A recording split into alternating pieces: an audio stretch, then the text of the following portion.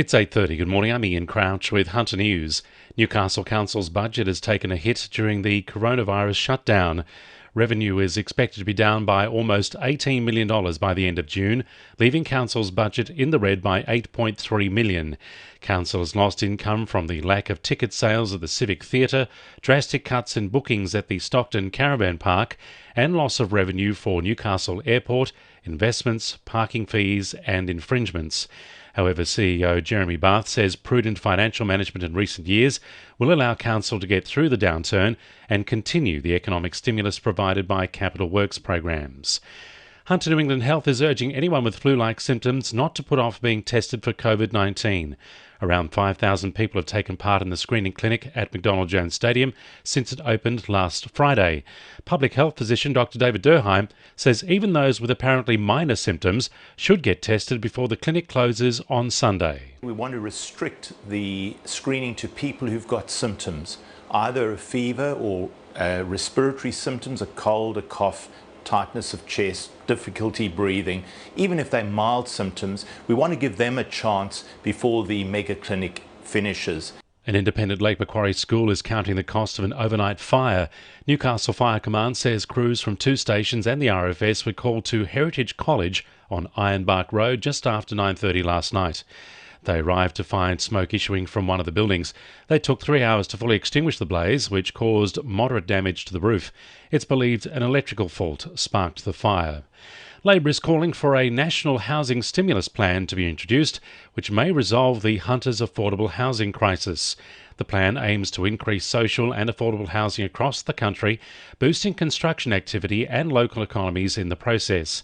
Newcastle MP Sharon Claydon says the plan is needed immediately for the Hunter, considering the current housing statistics. If you are an 18-year-old on a job seeker payment today, there is zero availability for affordable or appropriate housing. If you are an aged pensioner, just 7% of all rental properties in those regions were deemed to be affordable or appropriate. That is a shameful state for our society to be in. Newcastle Council will seek to recover the costs associated from the forced removal of 2 large Norfolk Island pine trees at the Hill. A subcontractor working for telecommunications company TPG cut through the roots of the 14-metre high pines while laying cables. Council engaged an arborist to lop the trees, saying it had no choice because the giant pines were in danger of toppling over. The Friends of King Edward Park are calling for an inquiry into the incident. Port Stephens business program The Start House is continuing to run through the COVID-19 pandemic by moving online. The business centre has teamed up with Council to encourage 16 locals to develop new products and visitor experiences which will boost the local economy. Business Centre CEO Steve Waite says the organisation is also running online webinars to help small businesses operate during this stressful time. We realised as an organisation that we're getting like 300%, 400% increases in traffic on information. Or how do I operate and how do I understand how to operate my business at a time like this? So we to do a series of webcasts. They're all on our YouTube channel on business disruption, and to try and cut through some of the sheer volume of information that was coming at people in small business. 2NURFM Sport. Commuting won't stop the Knights as it's reported they could be spending the rest of the NRL season travelling to Sydney by bus to play.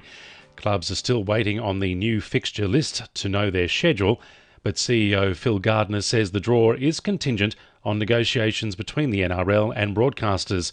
Coach Adam O'Brien says if travelling is their biggest worry this season, they'll be okay. Newcastle Rebels representative Sam Keenan says his time playing for French team Saint-Gaudens Bears in the Elite One Championship was interesting. The 25-year-old explains communication boiled down to pointing a lot, as only a few teammates could speak some English. Keenan says having to leave the competition early after a shoulder injury was a blessing in disguise, as he was able to return before the coronavirus outbreak. And the Hunter Wildfires are among 13 clubs being invited to compete in the Shoot Shield competition. The clubs must satisfy a number of criteria and participation requirements, including COVID-19 protocols, to join the shortened competition set to start on July 25. And the winning numbers in Wednesday Lotto are 9, 33, 31, 38, 28 and 25, and the supplementaries are 27 and 35. 2NURFM News Time, 25 to 9.